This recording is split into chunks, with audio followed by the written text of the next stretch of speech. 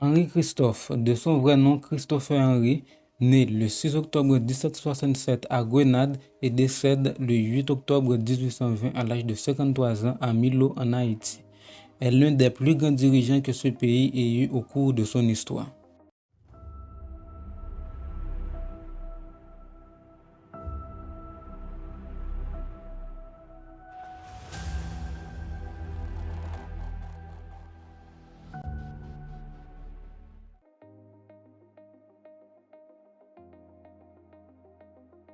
Les affirmations concernant le lieu de naissance et les premières années de Christophe sont contestées.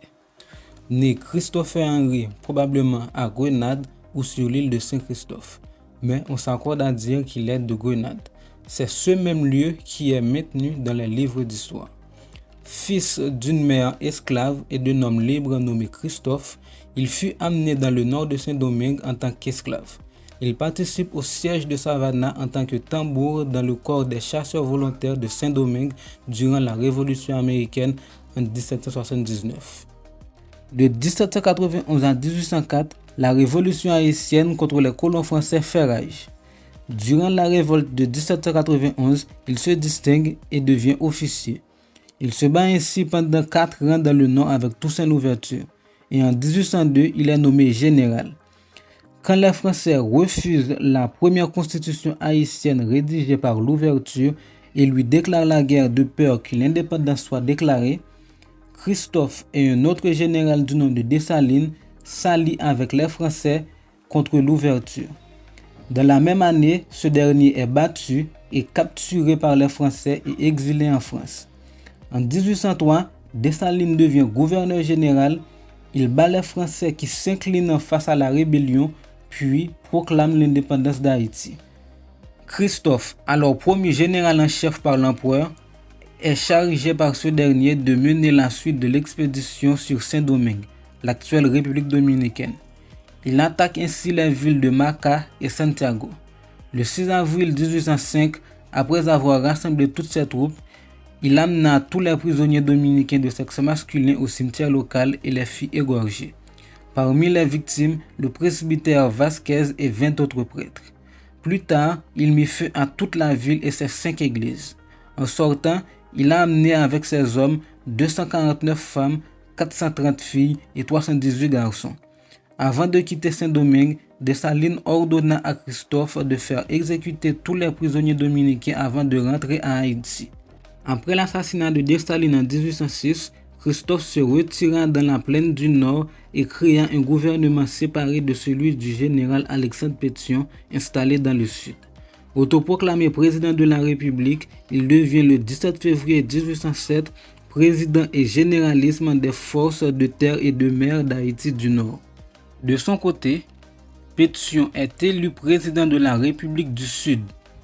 Le 26 mars 1811, Christophe, qui veut légitimer son pouvoir comme l'avait fait Dessalines avant lui, établit une certaine stabilité, instaure une monarchie constitutionnelle et se proclame roi d'Haïti sous le nom d'Henri Ier. Dans le langage courant, il est simplement roi Christophe. Premier roi de l'histoire haïtienne, il met en place une société stable suivant le modèle de la Restauration en France. En conflit contre le régime républicain de Pétion, il mène une guerre dévastatrice qui dura de la chute de l'Empire jusqu'à la chute de la monarchie, de 1807 à 1820.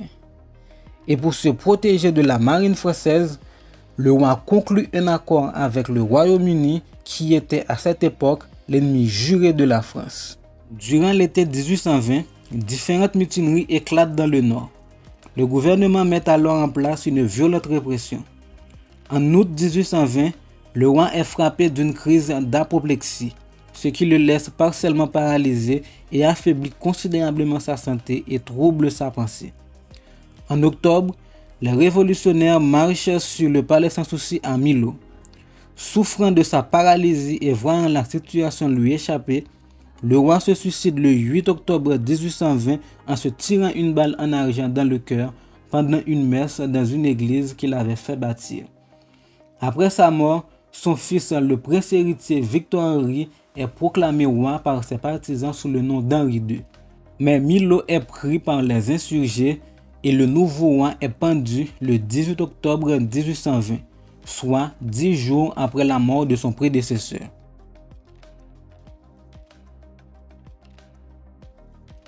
Né esclave, vendu en tant qu'esclave, enrôlé dans une guerre qui ne le concerne pas, devenu officier dans l'armée française puis général aux côtés de Dessalines dans la lutte pour l'indépendance d'Haïti, pour terminer sa vie en tant que roi.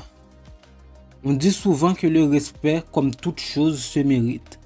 Dans ce cas, Christophe mérite amplement celui du peuple haïtien.